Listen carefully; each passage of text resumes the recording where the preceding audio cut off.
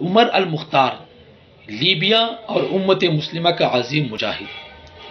1931 میں جب ان کو گرفتار کیا گیا اور اس کے ایک دن بعد 16 ستمبر کو پھانسی دی گئی، بتایا جاتا ہے کہ جب بھی ان پر تشدد کیا جاتا تو وہ آنکھوں میں آنکھیں ڈال کر قرآن مجید کی تلاوت کیا کرتے تھے، اور ہالی ووڈ کی مشہور فلم صحرا کا شیر یہ انہی پر بنائی گئی ہے۔ بہت ہی بڑے لیڈر اور بہت ہی بڑے رہنما اور مجاہد اسلام ہوا کرتے تھے۔